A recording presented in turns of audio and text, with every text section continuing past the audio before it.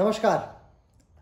आज जिस विषय पे हम लोग बात करने वाले हैं वो अपने आप में इस समय बहुत ज़रूरी विषय है।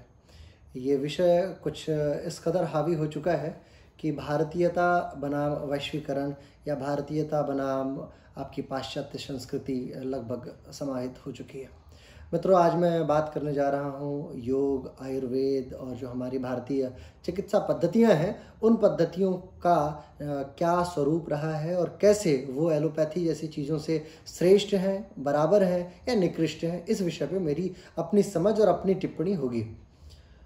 ये टिप्पणी कई हिस्सों में होके गुजरेगी, जिसमें एक तो शैक्षिक आयाम देखा जाएगा, फिर हम लोग ये समझने की कोशिश करेंगे कि आखिर ऐसा हो क्यों रहा है, निकृष्टता और इस विषय में योग क्या कहता है, दर्शन क्या कहता है और आपकी एलोपैथी यानी आपकी साइंस क्या कहती है, जिसको मॉडर्न साइंस कह रहे हैं।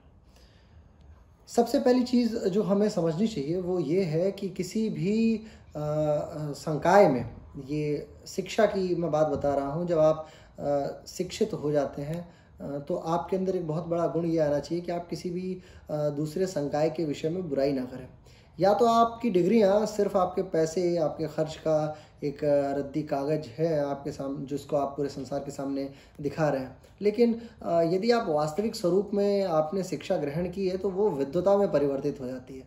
शिक्षा का विद्या में होने वाला परिवर्तन एक बहुत बड़ा सब्जेक्ट है। शिक्षा में विद्या कैसे समाहित होती है, ये बात जानने के लिए आप बहुत सारे आयामों से होकर गुजरेंगे। और यदि आप सिर्फ शिक्षित हैं तो मैं आपको समझा भी नहीं सकता, अभी तो आप विद्वान हैं तो आपको समझने की आवश्यकता भी नहीं है। इसका मतलब ये बीच की कंडीशन है, जो या तो आप खा के चेक कीजिए या बिना खाए आपको स्वाद आएगा नहीं। आप अपने अपने तरीके से समझेंगे। जैसे एक हाथी के पूंछ को पकड़ने वाला अंधा व्यक्ति कहता है कि हाथी बहुत पतली सी लंबी सी जानवर की कैटेगरी में आती है। जो पैर पकड़ता है उसको लगता है कि वो लंबवत और थोड़ा सा मोटा जानवर हो सकता है। जिसने पेट पकड़ा उसको तो बहुत ही हैवी, और जिसने दांत पकड़ा उसको, मतलब हाथी का डिस्क्रिप्शन हर व्यक्ति अलग अलग तरीके से करता है। अब बात करते हैं योग दर्शन की या आयुर्वेद दर्शन की, या ऐसे दर्शन हमारे लिए कितने आवश्यक हैं और ये किस प्रकार श्रेष्ठ हैं या निकृष्ट हैं। देखिए, 563 या 483 जिस समय गौतम बुद्धा का ये जो काल था, गौतम बुद्धा के काल में भी जब गौतम बुद्ध कुशीनगर में उनकी मृत्यु हो रही थी तो देवरिया के जो मल्ल राजा थे, सृष्टिपाल शायद उनका नाम था, उन्होंने कहा कि मेरी तबीयत ख़राब हो रही है, आप अपने यहाँ से राजवैद्य को भेजिए। उनके राज्य वैद्य थे जीवक। मतलब 483 और 563 BC की बात मैं बता रहा हूँ। लास्ट सेगमेंट जब चल रहा था गौतम बुद्धा की मृत्यु का, तो राजवैद्य, जीवक, वैद्य। इसके पहले की और बात करते हैं। अभी तो गौतम बुद्धा के विषय में तो आपको कोई हेलुसिनेशन की कंडीशन नहीं है। आप ऐसा कह सकते हैं कि भाई मौर्य साम्राज्य आपके लिए कठिन हो, लेकिन गौतम बुद्ध की थियरीज़ को तो हम अभी भी मानते हैं, बहुत बड़ा समाज मानता है, इसीलिए मैंने ये नाम लिया। इसके अलावा धन्वंतरी, सुश्रुत, चरक, ये सभी लोग गुप्त साम्राज्य के जो तृतीय सम्राट थे शायद, उनके यहाँ के थे। और ऐसे ही चरक, धन्वंतरी, सुश्रुत इत्यादि बहुत सारे बड़े प्रकांड अपने आयुर्वेदाचार्य हुए हैं। इन आयुर्वेदाचार्यों ने बहुत सारे व्यक्तियों को अलग अलग भयावह रोगों से बचाया है। भयावह रोग इतने हुआ करते थे कि आपके पास उस समय मेडिकल साइंसेस के तौर पे कोई चीज़ इस्टेब्लिश नहीं थी। पूरा विश्व ना, मैं भारत संस्कृति की बात नहीं कर रहा हूँ, मैं अभी तो ये भी आपको बता दूँ, यूनान में भी ऐसा बहुत सारा माहौल था जिस जगह पे वहाँ के वैद्य, वहाँ के आचार्य लोगों की जो है सेवा सुषुम्ना किया करते थे। इसका सबसे अच्छा उदाहरण आपको मिस्र में देखने को मिलेगा, जहाँ पे आज भी ममीज़ मिला करती हैं। एक ऐसा रसायन लेप लगा दिया जाता था जिससे शरीर पे होने वाला कोई भी रासायनिक प्रभाव ख़त्म हो जाया करता था। आज आप बताइए, आपकी मेडिकल साइंस इतनी आगे है, लेकिन बावजूद इसके आप अपने शरीर को अगर किसी डॉक्टर के हवाले कर दें तो वो आपको बर्फ़ के साथ में रख के भी ज़्यादा 1 साल तो बचा ही नहीं सकता, बाकी की तो क्या बात करें, है ना। इनफैक्ट वो 4-5 दिन 10 दिन के बाद से उसमें से महक आनी शुरू हो जाती है, बॉडी सड़ने लग जाती है। कंडीशन ये है कि आप आयुर्वेद को, योग को या इस तरीके की विधाओं को जो बहुत हद तक अब फिलॉसॉफिकल ही रह गई हैं, उसको आप निकृष्ट मानने लगे हैं। हमारे योग में एक बात कही जाती है कि क्लेश, द्वेष, अभिनिवेश, अंग में चत्व, ये सब अवगुणों के अंतर्गत आता है। मतलब निद्रा, अभिनिवेश, क्लेश और द्वेष। ये जो द्वेष का प्रक्रम है, योग भाई मानता हूँ मैं कि बाबा रामदेव को आप लोग सामने ला के रख रहे हैं और उनसे ये कह रहे हैं कि नहीं, उनकी बहुत महत्ता है और वो बहुत गलत किया उन्होंने कि इसको IMA को या इस तरीके की टिप्पणियों में वो प्रसारित हुए और गलत किया। लेकिन योग जो कहता है, मैं उसकी बात ज़रूर करूँगा। योग कहता है कि किसी से द्वेष मत कीजिए, और योग में मुझे नहीं लगता कि इतने प्रकांड विद्वान होने के नाते वो किसी भी व्यक्ति से द्वेष का माहौल उत्पन्न करने की कोशिश करेंगे। उनका अपना व्यक्तिगत हो सकता है कि जिस समय वो योगी ना रहे हों या योग के उस पराकाष्ठा तक ना पहुँचे हों तो कुछ किया हो। इस समय करंट सिचुएशन में द्वेष वाली कोई बात नहीं होनी चाहिए। अब बात आते हैं दूसरी, जो बहुत समझने वाली बात है, वो ये है कि हमारे योग विज्ञान में जब हम ग्रेजुएशन कर रहे होते हैं या मास्टर डिग्री कर रहे होते हैं या PhD कर रहे होते हैं, तो एक सब्जेक्ट आता है जिसका नाम है एनाटॉमी एंड फिजियोलॉजी। इसी तरीके से आयुर्वेद जब BMS की डिग्री की जाती है तो वहाँ भी एनाटॉमी एंड फिजियोलॉजी, जो नॉर्मल कल्चर है, जो हमारे वैद्यों ने भी कहा है और हमारे मॉडर्न साइंटिस्टों ने भी कहा है। एक बात मैं बता दूं कि यहाँ पे मैं मेडिकल साइंसेस के खिलाफ नहीं हूँ, क्योंकि आपके सर्जरी के विषय में हमारे आयुर्वेदाचार्यों ने बहुत पहले ही बता दिया था। कौन सी दवाएं किस अंग पे असर करती हैं, ये हमारे आयुर्वेदाचार्यों ने बहुत पहले बता दिया था। मतलब ये है कि हम लोग ये बात बाखूबी जानते हैं कि आपके शरीर के अंदर एनाटॉमी फिजियोलॉजी क्या है। अगर आप हमसे पूछते हैं कि बॉहिन्स वाल्व क्या होता है, तो आई कैन एक्सप्लेन इट कि हाँ बॉहिन्स वाल्व क्या होता है। अगर आप हमसे पूछते हैं कि क्या है पीनियल ग्लैंड, क्या है पिट्यूटरी ग्लैंड, तो बाखूबी बता सकते हैं। बहुत सारे रसायनों के विषय में भी जो आपके शरीर के अंदर प्रेषित हो रहे हैं उनके विषय में भी हम बता सकते हैं। लेकिन मैं ये दावे के साथ कहता हूं कि यदि आपने MBBS की डिग्री की है तो ये बात याद रखिए कि डे 1 से लेके डे एंड तक, यानी 5 साल की पूरी विधा में आपको कहीं भी आयुर्वेद का एक श्लोक आपका कोई अध्यापक ना पढ़ाता होगा और ना आप पढ़ते होंगे। और यदि पढ़ते भी होंगे, अगर किसी बहुत विद्वान अध्यापक के साथ आपकी शिक्षा दीक्षा हुई होगी, तो आप याद नहीं रख पाते होंगे। ये बात याद रख लीजिए।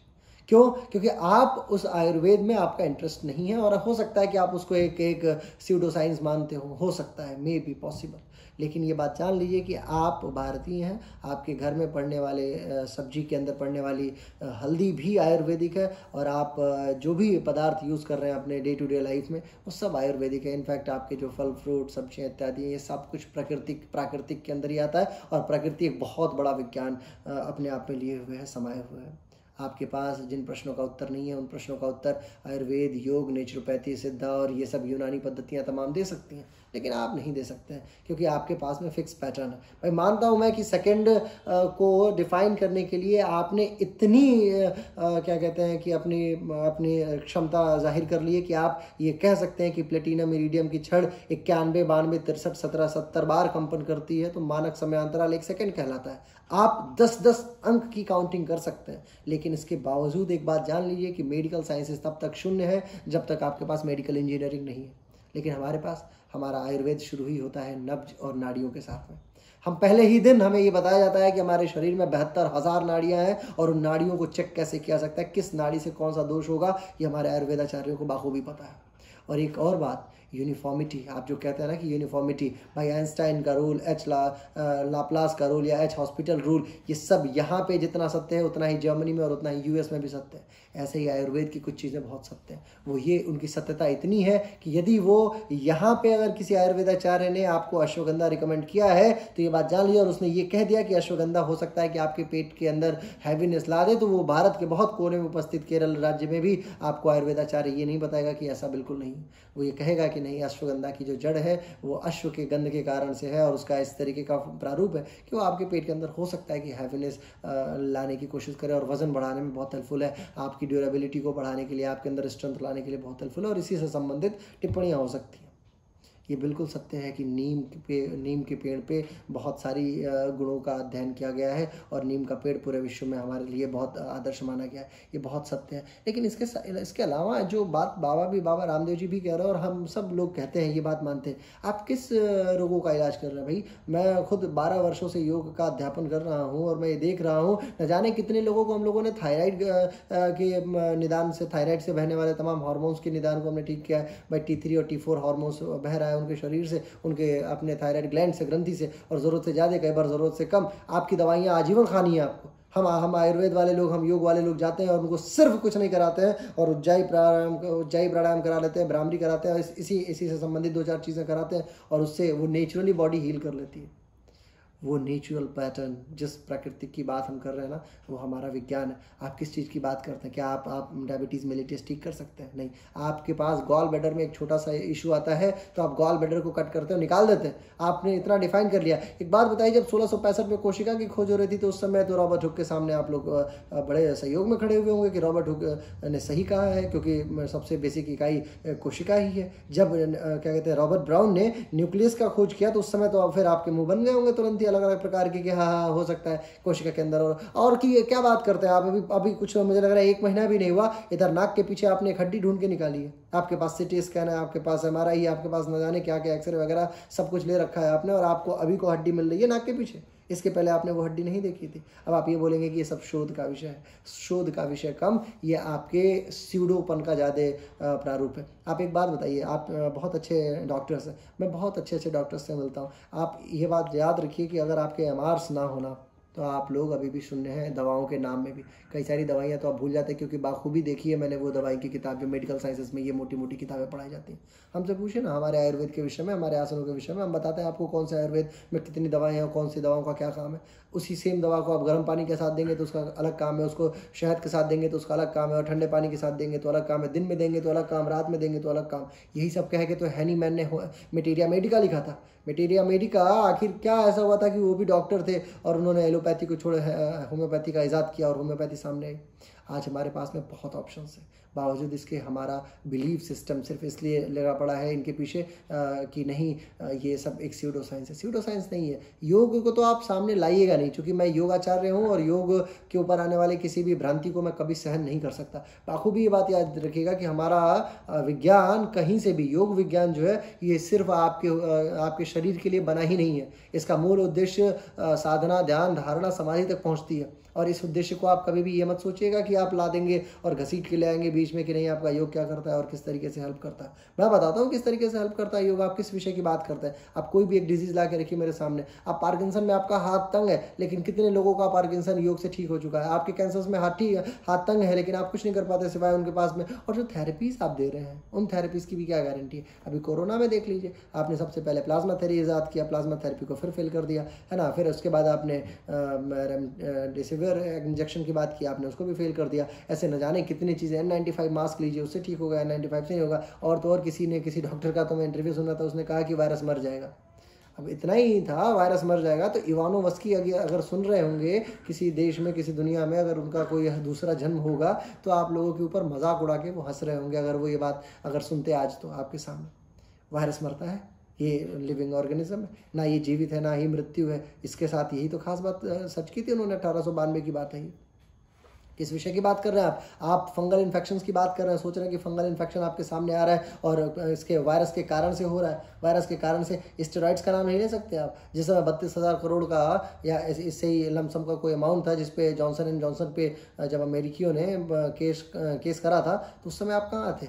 IMA बहुत अच्छा नाम है, मैं इसका बिल्कुल विरोध नहीं करता, लेकिन इसका मतलब ये नहीं है कि आप किसी दूसरे व्यक्ति के ऊपर प्रश्न चिन्ह लगाएंगे। और एक बात जान लीजिए, सामान्य जनता जो मेरे छात्र हैं और जो मेरे बंधु बांधव हैं जिनके लिए मैं ये वीडियो शूट कर रहा हूँ, वो बात ये बाखूबी याद रखिए कि हो सकता है आपसे लड़ाई हो, लेकिन योग विज्ञान को यदि आप घसीटने की कोशिश करते हैं तो ज़रूर एक दिन पढ़ लीजिएगा। क्योंकि आप एनाटॉमी हो सकता है कि मेडिकल साइंसेज में पढ़ते हो सकता है आप हाथ को बहुत अंदर तक पढ़ लेते हो सकता है आप ट्राइकास्पिड बाइकास्पिड वॉल्व अलग तरीके से पढ़ते हो, लेकिन जब हम हाथ पढ़ते हैं तो हम ये जानते हैं कि आखिर हमारे कौन से आसन का क्या इम्पैक्ट है, और ये आपको नहीं पढ़ाया जाता। जिस विषय में आप कोई बात जानती नहीं है उस विषय में टिप्पणी कैसे कर सकते हैं? भाई मान लीजिए मैं आपसे बोलूँ अमेरिका सोचिए, तो आपके मस्तिष्क में अमेरिका का नक्शा आएगा। ये ग्लोब मैं आज आपके सामने इसीलिए रखा हूँ। मान लीजिए मैंने बोला भारत, तो आपके मस्तिष्क में भारत का नक्शा आ जाएगा। लेकिन अभी मैंने इसमें बोला कि आप कामचत का याद कीजिए, आपको कैसा पता चलेगा? आपसे मैंने बोला कि आप जो है रियाद याद कीजिए, आपको कैसे पता चलेगा? मैंने बोला अल्जीरिया याद कीजिए, आपको कैसे पता चलेगा कि उसका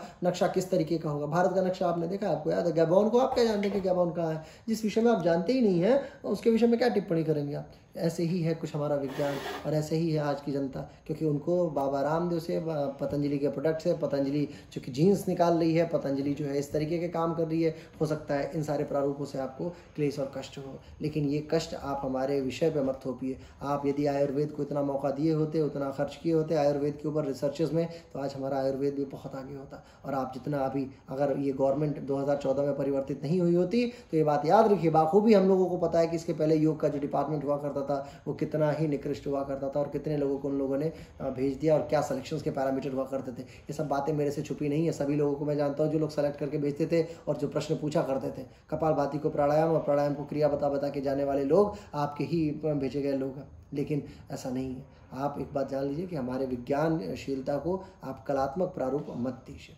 मैं सिर्फ इतना कहना चाहता हूँ अपने छात्रों से भी और अपने बंधु बांधवों से भी कि योग योग है, आयुर्वेद आयुर्वेद है और एलोपैथी एलोपैथी है। हमें किसी की बुराई नहीं करनी है और हमें किसी से बुराई सहनी भी नहीं है। ये बात बाखूबी याद रखिए कि हमारे पास में ये स्यूडो साइंस जो शब्द यूज़ किया जा रहा है, इससे लड़ने की पूरी क्षमता होनी चाहिए, ठीक है ना। हमारे अंदर ये कह सकते हैं कि स्यूडो स्ट्रेटिफाइड टिश्यू होता है, लेकिन हम ऐसा कोई भी शब्द यूज़ नहीं करते। स्यूडो स्ट्रेटिफाइड टिश्यू जो है एपिथेलियल के एक प्रकार में आता है और वो ये मेडिकल वाले लोग स्यूडो शब्द यूज़ कर सकते हैं, हमारे यहाँ कहीं नहीं आता। कभी आपने सुना है कि चरक रोग, ऐसा सुना है आपने? कभी सुना है धन्वंतरी रोग? ये वैज्ञानिक लोग, पार्किंसन का रोग है ना, बॉहिन का वॉल्व, हेनले का लूप, मतलब वैज्ञानिकों के नाम पे ही नामकरण क्या करते हैं। हम ऐसा नहीं करते हैं। हम क्या करते हैं, हर रोग का, भाई हमारे छाती का नाम फुफ्फुस है, आपके का लंग्स है, तो इसमें क्या अंतर है? हम हिंदी में बोल रहे हैं, आप अंग्रेजी में बोल रहे हैं, बात तो वही है।